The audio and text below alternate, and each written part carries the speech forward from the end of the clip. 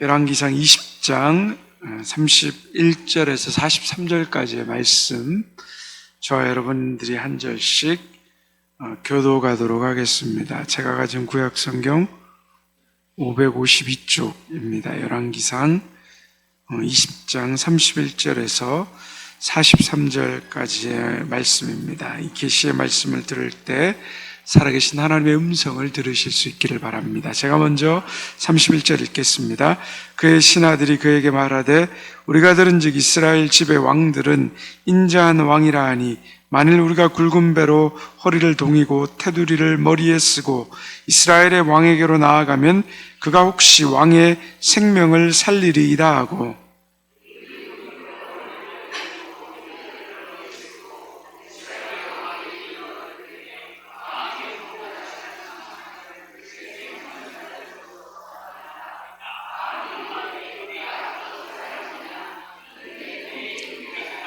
그 사람들이 좋은 징조로 여기고 그 말을 얼른 받아 대답하여 이르기를 베나다스는 왕의 형제니이다. 왕이 이르되 너희는 가서 그를 인도하여 오라. 베나다시 이에 왕에게 나아오니 왕이 그를 병거에 올린지라.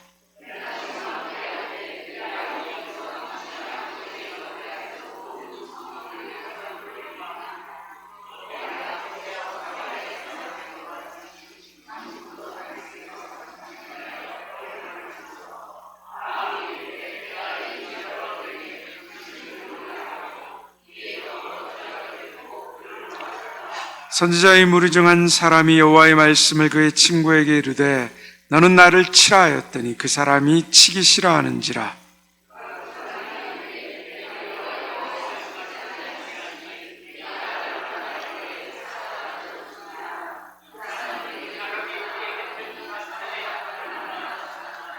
그가 또 다른 사람을 만나 이르되 너는 나를 치라 하매 그 사람이 그를 치되 상하도록 친지라.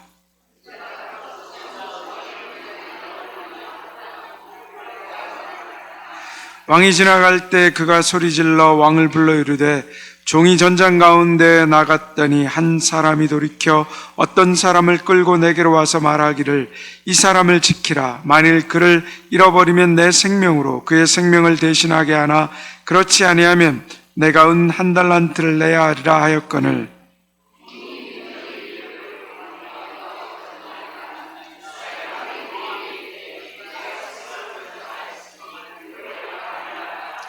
그가 급히 자기의 눈을 가린 수건을 벗으니 이스라엘 왕이 그는 선지자 중에 한 사람인 줄 알아본지라.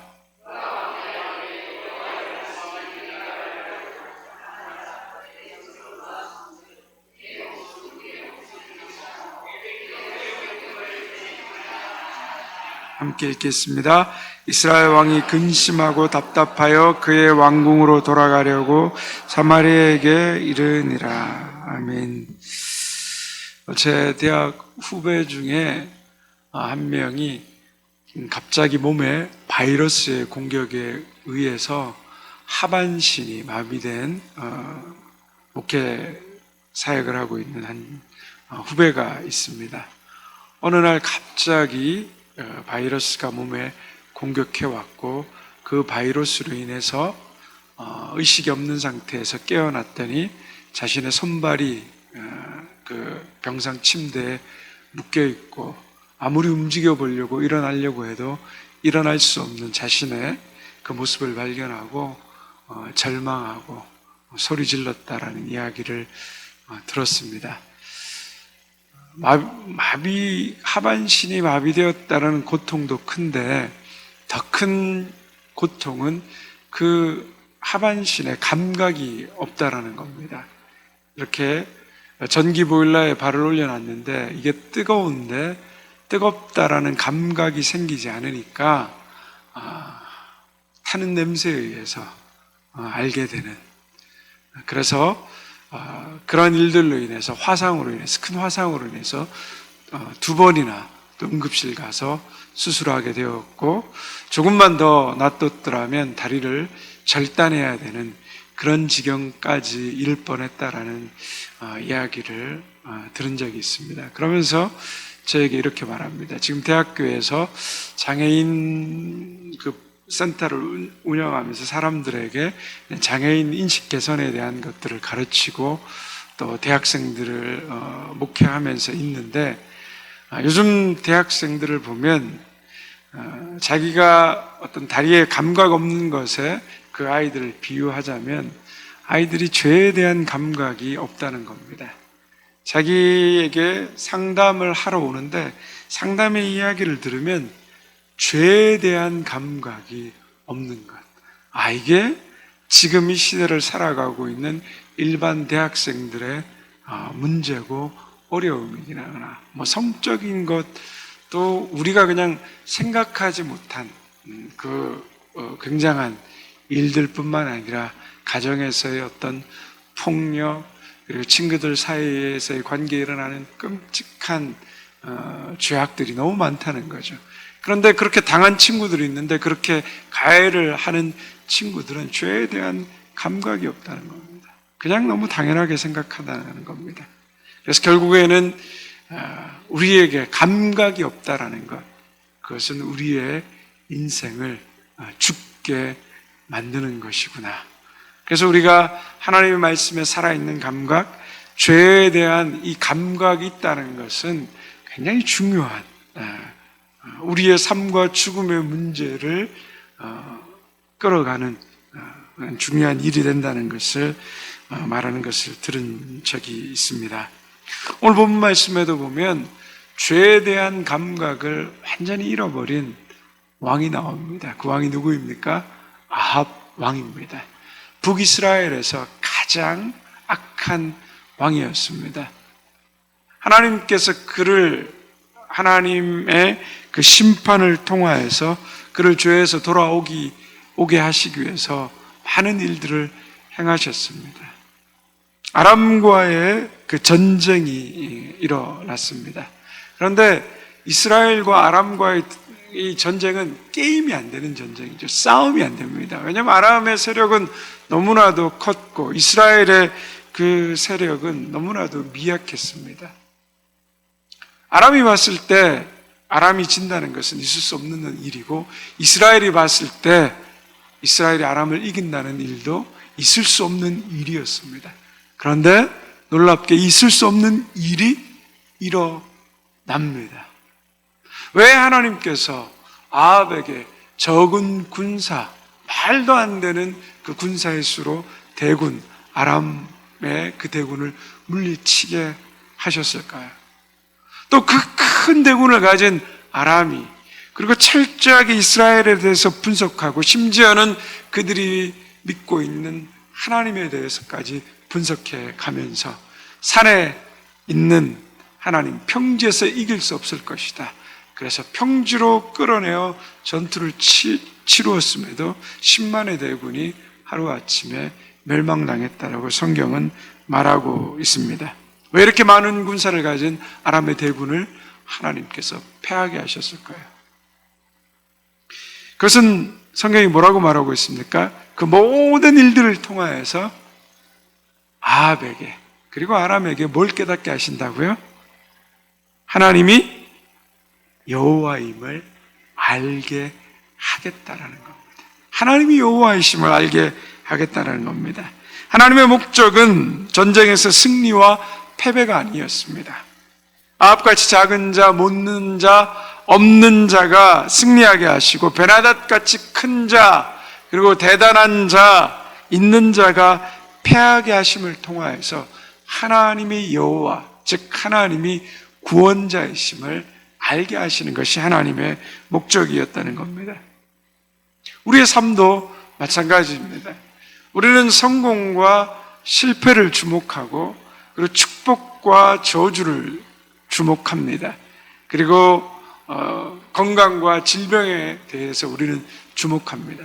그러나 하나님은 우리가 성공했느냐, 실패했느냐, 축복을 받았느냐, 저주를 받았느냐, 우리가 생각하는 만큼 어떤 성공과 실패, 어떤 축복과 저주, 여기에 주목하시는 것이 아니라 우리 인생에 주신 성공, 우리 인생에 주신 실패, 우리 인생에 주신 행복, 우리 인생에 주신 고난, 그 모든 과정을 통하여서 하나님이 알기를 원하시는 것은 무엇일까요?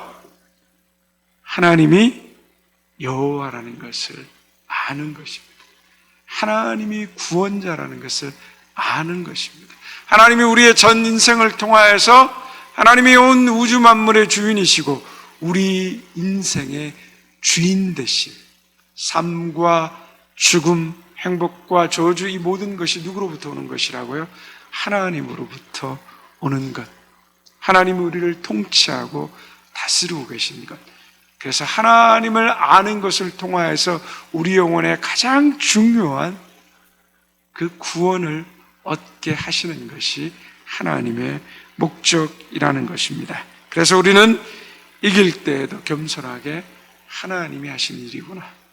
그리고 우리가 패배할 때에도 겸손하게 이것 역시 하나님이 하신 일이구나. 이것을 고백하는 인생으로 나아가는 것. 이것이 가장 중요한 하나님이 우리에게 깨닫게 하시고자 하시는 목적이라는 거죠.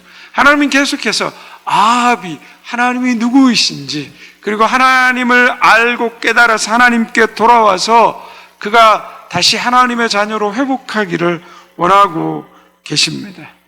그러나 아합은 그 일에 계속해서 실패하고 있습니다. 이제 아람의 군사들을 다 무찌르고 하나님은 그 베나닷을, 하나님을 대적하는 그 높아진 마음들을 꺾고 제거하기를 원하셨습니다. 그러나 그러한 상황 가운데서도 아합은 그 하나님의 마음, 하나님의 뜻을 알기를 원치 않았습니다. 패장은 반드시 죽습니다. 베나닷은 패했기 때문에 죽게 되어 있습니다. 그러나 그가 골방에 숨어 있을 때 그의 신하들이 이런 이야기를 말합니다. 이스라엘 왕들은 다른 나라의 왕들보다 인자하다고 들었습니다. 혹시 그에게 나가서 머리를 숙이면 당신과 우리를 살려줄지도 모르겠습니다. 그러자 베나닷이, 그 천하의 베나닷이 베옷을 입고 허리를 동이고 머리에 띠를 묶고 앞에 나와서 눈물을 흘리며 그의 앞에 머리를 숙입니다. 우리 32절의 말씀을 함께 같이 한번 읽어보도록 하겠습니다. 그들이 굵은 배로 허리를 동이고 테두리를 머리에 쓰고 이스라엘의 왕에게 이르러 이르되 왕의 종 베나닷이 청하기를 내 생명을 살려주옵소서 하더이다. 아합이 이르되 그가 아직도 살아있느냐? 그는 내 형제이니라. 아합이 베나닷을 나의 형제라고 부릅니다. 자신을 죽이려고 하고 자신을 노예로 삼으려고 했던 사람이었는데 전쟁에 이기게 되자 그를 형제라고 부릅니다.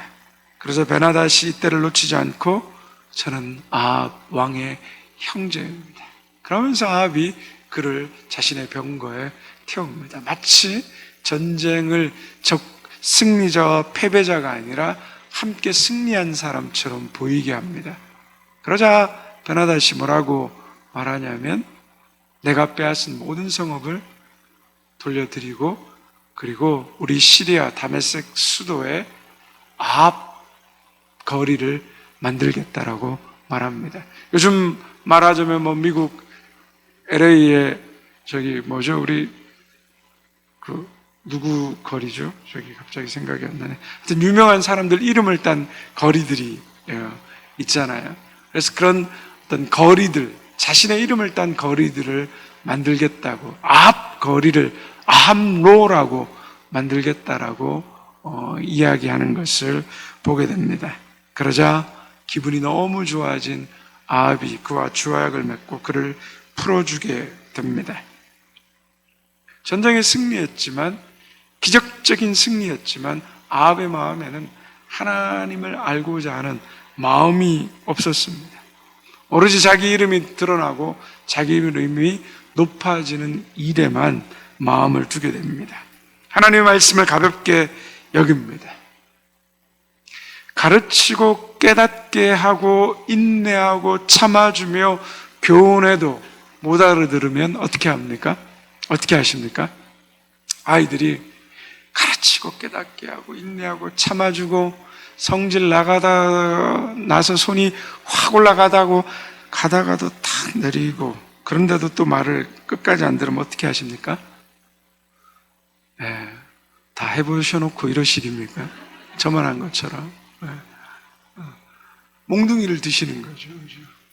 하나님 역시 참고 인내하고 가르치고 수없는 기회를 주었지만 돌아오지 않으니까 결국에는 깨닫게 하기 위해서 그에게 최후의 심판의 메시지를 한 선지자를 통하여서 전하게 하십니다.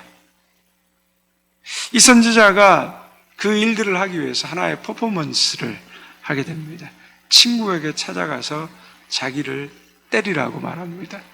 아니, 아무 이유도 없이 가까이 지냈던 친구가 와가지고 나를 치라라고 하니까 그걸 칠 만한 사람이 어디 있겠습니까? 내가 너를 칠 이유가 없는데, 뭐 때문에 치라는지 영문도 모르겠는데. 그런데 문제는 치지 않았는데 그가 예언합니다.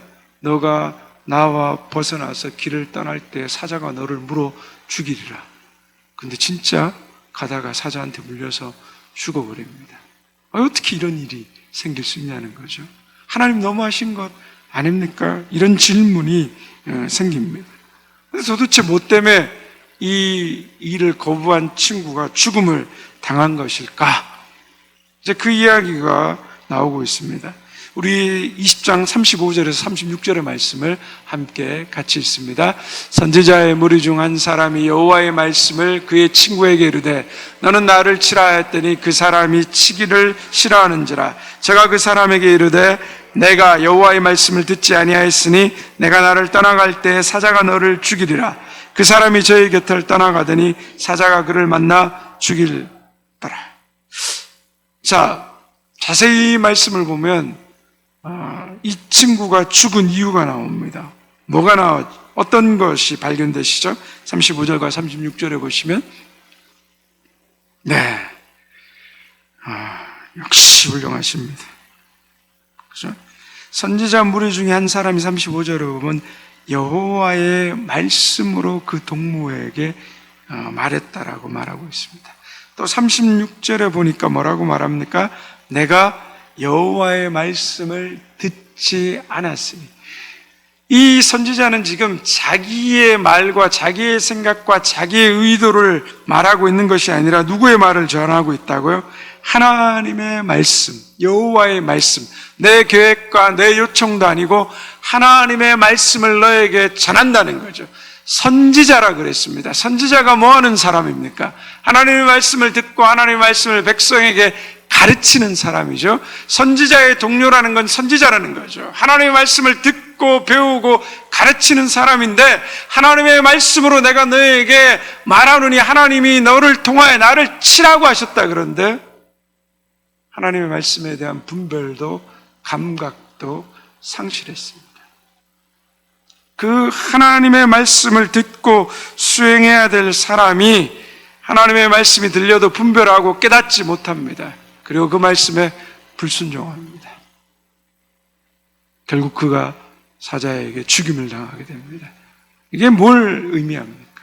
하나님의 말씀이 끊임없이 들려져도 깨닫고 돌아서지 못하는 이스라엘의 무감각, 하나님에 대한 불순종한 모습, 그것을 이 선지자와 친구들의 모습을 통하여서 우리에게 말씀하고 있는 것입니다.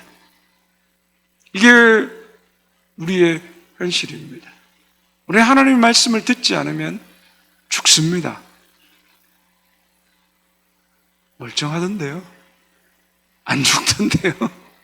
제가 오늘도 몇 번 오겠는데 제가 오늘도 몇 번 거짓말하고 속이고 내가 오늘도 여러 번 내 마음 가운데 음란과 죄악된 일들, 뒤집어 엎었다 이런 일들이 얼마나 많았는데 저 그래도 오늘 멀쩡하게 살아서 있는데요.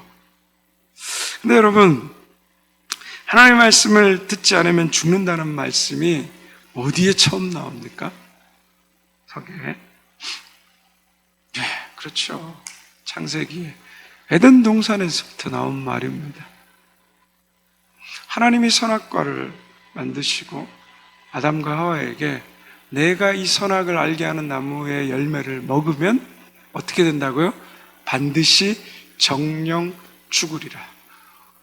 왜냐 그러면 하나님과 아담과 하와 사이의 경계가 이 선악과밖에 없었거든요. 아담과 하와가 모든 것을 할 수 있고 세상의 모든 창조물들의 이름도 짓고 다스렸지만 아담과 하와가 창조주가 아니라는 거예요. 피조물이라는 거예요. 너 위에 하나님이 있는데 선악과를 볼 때마다 뭐죠?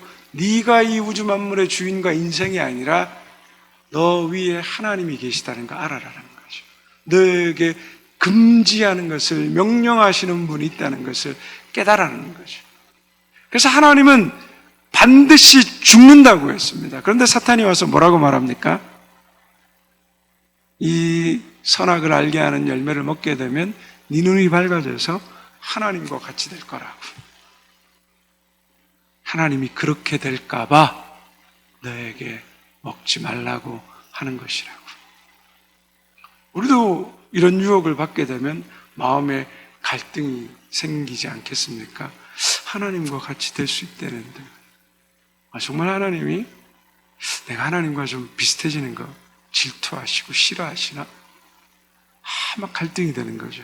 그런데 뭘 선택합니까? 뱀의 말, 사탄의 유혹을 선택하게 됩니다. 그건 뭐죠? 하나님의 하신 말씀, 반드시 죽으리라는 말씀을 뭐죠? 하나님의 말씀을 믿지 않은 거죠. 하나님의 말씀을 믿지 않았다는 것은 하나님을 믿지 않았다는 것이고 하나님을 거짓말쟁이로 만든 것입니다. 하나님의 심판이 임할 수밖에 없죠. 영적으로 하나님과의 관계가 죄로 인해서 깨어지는 거죠. 그게 죽음입니다. 그리고 실제적으로도 육신도 뭐죠? 죽는 거죠. 이 땅의 한시적인 인생을 살아가는 인생의 죽음, 그것이 우리에게 임하게 되는 것입니다. 그래서 하나님의 말씀을 믿지 않으면 뭐죠? 죽는다라고 성경 끊임없이 말합니다. 그런데 우리는 이거를 지금 내 신상에 어떤 별 문제가 없어 보이니까 아무런 감각이 없는 거죠. 죄에 대한 감각이 없는 거죠. 세상 사람들. 그리고 저희는 그래도 조금이라도 교회에서 하도 들으니까, 약간이라도 아니까, 조금의 양심이라도 살아 움직이니까 해보려고 하지만 세상에 나가면 죄에 대한 감각이 없습니다. 정말 직장 생활들 하시고 일반 삶 생활들을 하시니까 아마 그런 것들을 훨씬 더 깊이 아시리라고 생각됩니다. 이제 이 선지자는 그 친구가 죽고 다른 사람을 만나서 그를 치라고 합니다. 그리고 그가 아주 상할 정도로 큰 상처를 입습니다. 그리고 전쟁에 참여했던 군인처럼 부상병처럼 한쪽 눈을 수건으로 가리고 붕대로 가리고 아합을 찾아갑니다. 39절과 40절의 말씀 같이 함께 읽겠습니다. 왕이 지나갈 때 소리질러 왕이 이를 불러 가로되 종이 전장 가운데 나갔더니 한 사람이 돌이켜 어떤 사람을 끌고 내게로 와서 말하기를 이 사람을 지키라. 만일 저를 잃어버리면 내 생명으로 저의 생명을 대신하거나 그렇지 아니하면 내가 은 1달란트를 내야 하리라 하였거늘 종이 이리저리 일 볼 동안에 저가 없어졌나이다. 이스라엘 왕이 저에게 이르되 내가 스스로 결정하였으니 그대로 당하여야 하리라. 자, 전쟁에 갔는데 어떤 한 사람이 나에게 포로 하나를 끌고 와서 맡겼다는 거죠. 그래서 이 포로를 내가 돌아올 때까지 잘 붙잡고 있으라는 거죠. 아마 자기 상사였겠죠. 근데 포로를 중간에 뭐죠? 어찌다 보니 놓쳐버립니다. 그런데 약속하기를 이 포로를 놓치면 너가 내 생명을, 이 포로 대신에 내 생명을 대신하거나 은 1달란트로 갚아야 된다는 거죠. 1달란트의 무게는 35kg 됩니다. 은 35kg이라면 엄청난 액수죠. 이 사람이 자신의 생명으로도 물기가 어렵고 자신이 가진 재물로도 물 수가 없는 엄청난 액수였다는 거죠. 그러니까 자기의 생명을 내놓을 수도 없고 재산으로도 물을 수 없으니까 왕에게 와서 왕에게 선처를 구하는 겁니다. 아합에게 판결을 구합니다. 그랬더니 아합이 40절 하반절에 보면 뭐라고 말합니까? 내가 스스로 결정하였으니 그대로 당하여야 하리라. 네가 그렇게 약속 맺었고 네가 그렇게 하기로 했으니까 네가 한 대로 네 생명을 주든지 돈을 물든지 네가 결정한 대로 당해야 된다라고 말합니다. 그때 변장한 선지자가 자신을 드러내면서 이렇게 말합니다. 42절의 말씀 함께 읽겠습니다. 저가 왕께 구하되 여호와의 말씀이 내가 멸하기로 작정한 사람을 내 손으로 놓았은즉 내 목숨은 저의 목숨을 대신하고 내 백성은 저의 백성을 대신하리라 하셨나이다. 죽어야 될 사람이 바로 당신이라고 말하는 겁니다. 하나님이 벌하시기로 그리고 죽이시기로 작정한 사람을 그 베나닷을 당신이 놓아줬으니까 당신이 하나님과의 약속을 깬 겁니다. 바로 당신이 죽어야 될 사람이라고 말하고 있습니다. 그 대가를 치러야 되는 사람이 바로 너다라고 말합니다. 그러자 43절의 말씀 함께 읽겠습니다. 이스라엘 왕이 근심하고 답답하여 그 궁으로 돌아가려고 사마리아에 이르니라. 심판의 메시지를 들었습니다. 근심했습니다. 두려워했습니다. 그런데 뭐라고 말합니까? 근심하고 두려워해서 죽는다라는 심판의 메시지를 들었으면 어떻게 해야 됩니까? 돌이키고 회개해야 되는데 근심하고 답답하기만 하고 뭐죠? 자기 집으로 돌아갔다라고 말합니다. 우리말에는 근심하고 답답해했다라고 말하지만 히브리 말 원뜻에 보면 분하고 화를 내며 돌아갔다라고 말하고 있습니다. 여러분 이 장면에서 생각나는 사람이 없습니까? 다윗이 생각나지 않습니까? 사무엘하 12장에서 다윗은 밧세바를 11장에서 범했습니다. 그리고 아합을 그 남편 우리아를 전장의 최전방에 내보내서 죽게 만듭니다. 범죄했습니다. 덮으려고 했습니다. 자신의 죄악을 완전 범죄 만들려고 남편까지 죽였습니다. 그런데 누구는 아십니까? 하나님은 다 보고 계셨습니다. 나단 선지자를 보내십니다. 그리고 다윗에게 그 죄를 말합니다. 그래서 다윗이 어떻게 반응합니까? 나단 선지자의 말을 듣고 다윗이 그 자리에서 고꾸라집니다. 그리고 나는 죄인입니다. 그리고 시편 51편 그 다윗의 회개의 탄식시를 짓게 됩니다. 그런데 아합은 어떻게 반응하고 있습니까? 경고를 듣고도 언짢아했고 근심하고 두려워했지만 화를 내고 집으로 돌아갑니다. 여러분 하나님께서 심판의 메시지를 전하시는 목적이 무엇입니까? 우리의 죄에 대해서 잘못한 것에 대해서 대가를 치르게 하시는 겁니다. 그러나 심판은 대가만 치르게 하시는 것이 아니라 그 심판의 또 다른 목적은 무엇입니까? 구원입니다. 그 심판을 통하여서 우리의 잘못을 깨닫고 우리의 죄악을 깨닫고 하나님께 돌아오게 하려는 하나님의 마지막 구원의 사인입니다. 그러면 우리가 해야 될 일은 무엇입니까? 기분 나빠하고 언짢아하고 그냥 두려워하고 근심하는 것으로 끝나서는 안 됩니다. 하나님 앞에 꼬꾸라져야 되고 엎드려야 되고 회개해야 되고 하나님 앞에 다시 돌아와야 하는 것입니다. 그래야 삽니다. 어떤 권사님이 저희 교회도 가끔 제가 한 번 와서 제가 들었던 것 같은데 이런 권사님이 있었습니다. 1년에 교회에 한 서너 차례 안 나와요. 그래서 이거 왜 안 나오시지? 그렇게 열심히 기도도 하시고 하시던 분이 왜 안 나오실까? 그래서 목사님이 신방 전화하면 이 권사님이 이렇게 말합니다. 목사님이 오늘 저를 치는 설교를 하셨어요. 아니 목사님은 말씀에 나와 있는 내용을 가지고 모든 성도들을 대상으로 말씀을 전했는데 그 권사님은 그 말씀을 듣고 나를 치는 설교를 했다라는 거죠. 물론 강단에서의 폭력은 그런 것이 있을 수도 있습니다.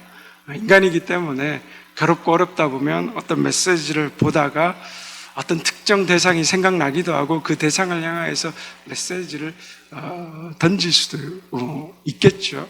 인간의 연약함이다 보니까 가끔씩 설교자로서 그런 유혹이 있을 수는 있습니다.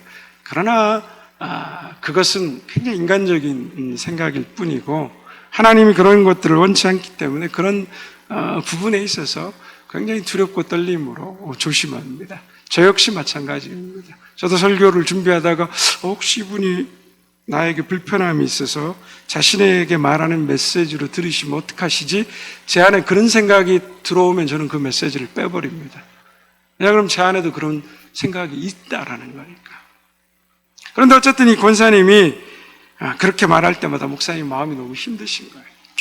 그리고 새벽마다 하나님 앞에 기도하며 엎드렸습니다. 뭐 자신이 어떻게 할 수 있는 부분들이 아니니까. 그런데 곰곰이 생각해 보니까 그런 생각이 들더라는 거죠. 그 권사님만큼 목사님의 메시지를 잘 들은 사람도 없다라는 겁니다. 권사님만이 그렇게 말한다는 거죠. 오늘 목사님이 나에게 말씀하신다. 하나님이 나에게 말씀하신다라고 들은 것입니다. 말씀이 선포될 때 그 말씀은 다른 사람이 들어야 될 말씀이 아니라 뭐죠? 내가 들어야 될 말씀이라는 거죠. 아이고, 요거 김 장로가 들으면 참 좋겠는데, 요거 김 권사가 꼭 들어야 되는데, 아이고, 이거 들어야 될 김 집사 오늘 교회 안 나왔네. 우리는 이런 생각들을 가지고 있다는 거죠. 아합이 내가 스스로 결정하였으니 그대로 당해야지, 벌받아야지, 죽어야지, 그렇게 단호하게 말하면서도 그 말씀이 자기를 향한 말씀이라는 것을 깨닫지 못했다는 거예요. 하나님은 그 말씀을 자신을 향해서 던지고 있는데 자기는 해당 사항이 없다라고 생각한다는 겁니다. 우리도 말씀을 들어야 될 대상이 자신이라는 것을 모를 때가 너무 많습니다. 앞에서 말씀드린 권사님 말씀처럼 하나님의 말씀을 들을 때마다 우리는 그것이 다른 사람에게 하는 말씀이 아니라 나에게 하는 말씀으로 들어야 하는 것입니다. 나를 하나님이 치시는구나, 나에게 대해서 말씀하시는구나. 우리가 그렇게 듣고 하나님께서 우리의 죄에 대해서 말씀하실 때, 데이라, 정신 차려. 너 그렇게 살면 안 돼. 하나님 말씀하시는 이 말씀이 내 가운데 들려질 때, 내가 하나님 앞에 회개하고, 엎드리고, 돌이키고, 하나님께로 돌아가야 될 시간입니다. 자기 자신이 죄인인 줄 알지 못하면 우리는 죽습니다. 죄에 대한 감각이 내 안에 사라지면 우리는 죽습니다. 환자가, 병든 자가 자기가 병든 자인 것을 깨닫지 못하고 인식하지 못하면 죽는 것입니다. 오늘도 하나님의 말씀이 들려질 때 제 말이 아니라 하나님의 말씀 가운데서, 저는 인간이니까 늘 실수하고 잘못될 수도 있고 잘못 전할 수도 있습니다. 그러나 제 말이 아니라 하나님의 말씀을 여러분들이 읽고 깨닫고 들려지고, 오늘도 이 성경 가운데서 하나님의 말씀이 들려질 때, 그 하나님의 말씀이 내 마음을 찌를 때 감각 없는 자가 되지 말고, 사도행전에 베드로가 하나님의 말씀을 전했을 때 사람들이 가슴을 치며 우리가 어찌할꼬 이렇게 회개하고 통회했던 것처럼, 오늘도 이 저녁에 하나님의 말씀이 들려질 때 우리의 가슴을 치며 회개하고 돌이키며 여호와께로 돌아올 수 있는 저와 여러분 되기를 주님의 이름으로 축원드립니다.